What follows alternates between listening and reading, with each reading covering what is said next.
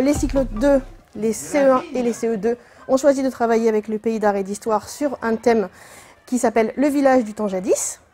Donc ce matin, nous avons eu une intervention d'un de leurs animateurs qui est venu dans notre classe pour nous faire vivre un moment qui parle de Ussac au temps des arrière-grands-parents des enfants.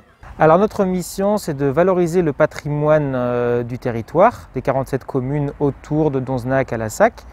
Et surtout aujourd'hui, notre mission, c'est d'aller dans le milieu scolaire, d'aller dans les classes du territoire pour leur montrer le patrimoine et la richesse de leur patrimoine local, c'est-à-dire qu'on a à la fois des thématiques différentes sur le patrimoine lié à l'eau, le patrimoine religieux, le patrimoine naturel. Et pour chaque atelier, on s'intéresse surtout au patrimoine de leur commune. Ce n'est pas des ateliers qui sont les mêmes, les ateliers diffèrent entre une commune et l'autre pour pouvoir leur montrer les richesses de leur propre commune. C'est quoi le bâtiment qui est derrière moi? La mairie. Qu'est-ce que vous remarquez de la mairie si vous la mettez dans son ensemble? Alors l'association Pays d'art et d'histoire propose toujours des ateliers qui ont un lien avec les programmes qui sont proposés aux enfants des écoles. Donc cette année, pour le cycle 2, il s'agissait de la structuration du temps et de l'espace. Donc c'est très agréable de travailler avec les intervenants qui sont des personnes qui connaissent particulièrement bien les lieux dans lesquels les enfants habitent, en l'occurrence ici Ussac, et qui sont capables, à travers une promenade dans les rues du bourg, de leur montrer par exemple ici, notamment aujourd'hui, les vestiges du temps passé, les vestiges des anciennes boutiques, des anciens fours à pain, des anciennes caves et tout ce qu'on pouvait trouver à Ussac et qui avait un rapport avec les métiers d'autrefois. Et à votre avis, on est où là? Regardez bien, on est où là? C'est bon, c'est ça. Et regardez surtout là, cette porte. Vous voyez, ça fait ce qu'on appelle une arcade, c'est-à-dire une forme arrondie. L'objectif pédagogique, eh bien, c'est de parler d'histoire et de montrer des choses que les enfants ne connaissent pas parce que c'est souvent des choses qui ont disparu, donc des choses du passé, mais des choses extrêmement importantes pour l'histoire, le patrimoine et l'identité territoriale. Tout le monde le voit? Sur le linteau, il y a marqué boulanger. Si on leur parle de 1900 comme aujourd'hui, si on leur parle de 1800, des dates, ça ne leur parle pas des dates. Si on leur parle de leurs arrière-grands-parents, là ça tique tout de suite parce que c'est leur connaissance. Donc quand on parle de patrimoine, c'est toute la difficulté au niveau pédagogique, c'est de parler de choses qu'ils ne connaissent pas mais en utilisant un vocabulaire qu'ils connaissent et qu'ils maîtrisent pour ne pas faire en sorte qu'ils soient perdus. C'est l'église, alors maintenant le petit jeu. Vous connaissez le jeu des sacrifices? Qu'est-ce qu'il y a de différent? Il y a ici oui. Une petite croix au-dessus. Oui, il y a une croix au-dessus qui n'y est pas. plus, effectivement. Quoi d'autre? La mémoire, quelque chose de fondamental. Par exemple, l'atelier qu'on a fait aujourd'hui, le village au temps jadis, qui s'intéresse à la vie passée, donc en 1900 du village. On essaye toujours dans les communes d'avoir au moins une personne qui va venir raconter sa propre expérience et sa vie de l'époque. Comme aujourd'hui, on a eu une personne qui est venue nous raconter qu'il a vécu et qu'il a étudié dans l'école qui est aujourd'hui la mairie. L'école a été délocalisée, mais lui a connu ça. Et donc montrer ça, c'est quelque chose d'extrêmement intéressant et de montrer aux enfants que ce n'est pas simplement des intervenants extérieurs comme des enseignants qui racontent aussi cette histoire, c'est vraiment les habitants. Et il y a vraiment cette transmission entre les générations qui est formidable. Alors, Monsieur Rétier va vous montrer à l'intérieur et va vous faire découvrir. Là, à votre avis, je vous donne juste un indice. Regardez, en haut, vous avez une cheminée. Bon. Est-ce qu'on fait des groupes ou pas? À mon avis, on va faire deux groupes peut-être, non? Ah non, non, vous pouvez rentrer. Oui, on peut y rentrer. Vous pouvez rentrer tous, je pense. Oui, je pense. Une petite porte en métal, en fer. On ouvre la porte, et à l'intérieur de la porte, imaginez qu'il n'y ait pas de caméra. Il y a, regardez, le four à pain, vous voyez la taille qu'il fait? Un peu plus. Vous voyez? Oui.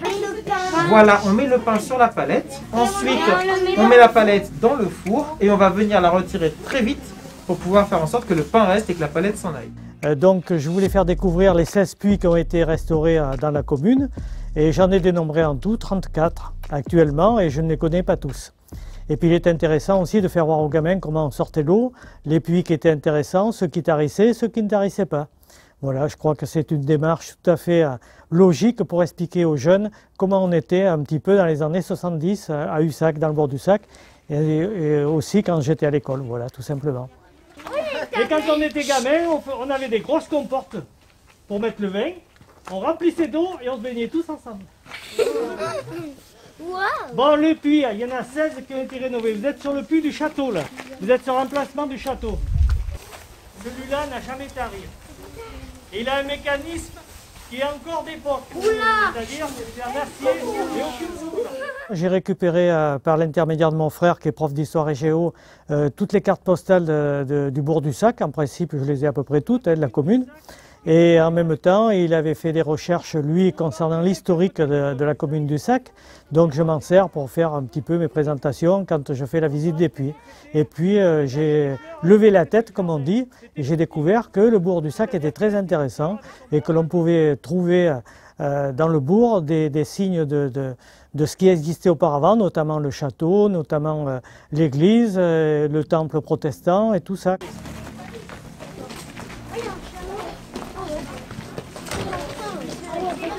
Par contre, c'est pas large alors. On y va doucement. Wow, c'est chaud. Attention à l'ardoise, hein. Non, mais tu ne risques pas de tomber la place à travers. Ça ne peut pas tomber.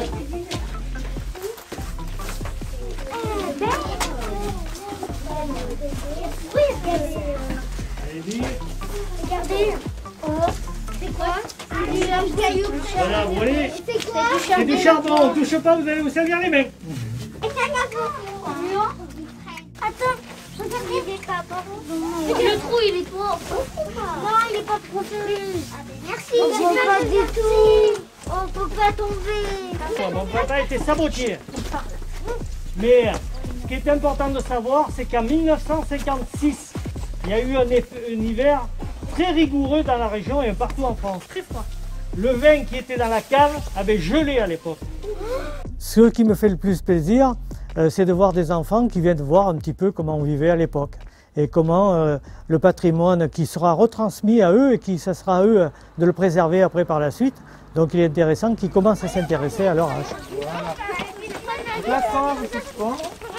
Non, alors les enfants, parce que vous n'allez pas respecter de toute manière, donc vous allez tous vous mettre de ce côté. Dernier arrêt, et après on va rentrer en classe et on va faire l'activité pop-up.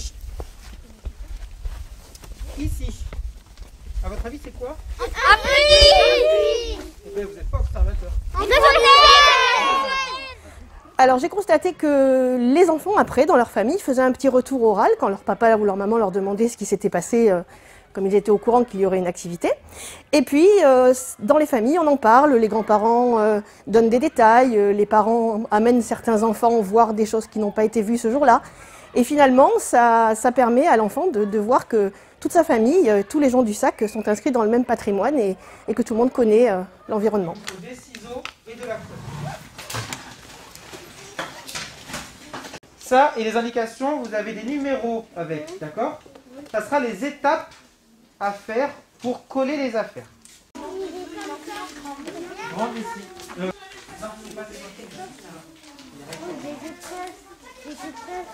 L'association de Pays d'Art et d'Histoire, c'est vraiment une association qui est formidable en ce qui concerne les écoles, car ce sont des animateurs qui viennent avec des séances clés en main, c'est-à-dire que c'est eux qui s'occupent de tout. Nous gérons le groupe classe et eux, ils apportent leurs connaissances, ils apportent leur matériel, ils apportent leurs recherches qui ont été souvent très longues et très bien documentées pour apporter aux enfants du coup les connaissances en l'occurrence sur le patrimoine pour ce qui concerne ce matin. Et les animateurs ont l'habitude des enfants, ont l'habitude de gérer un groupe, savent s'adapter au niveau de chaque âge et savent apporter le matériel que l'enfant pourra utiliser sans souci.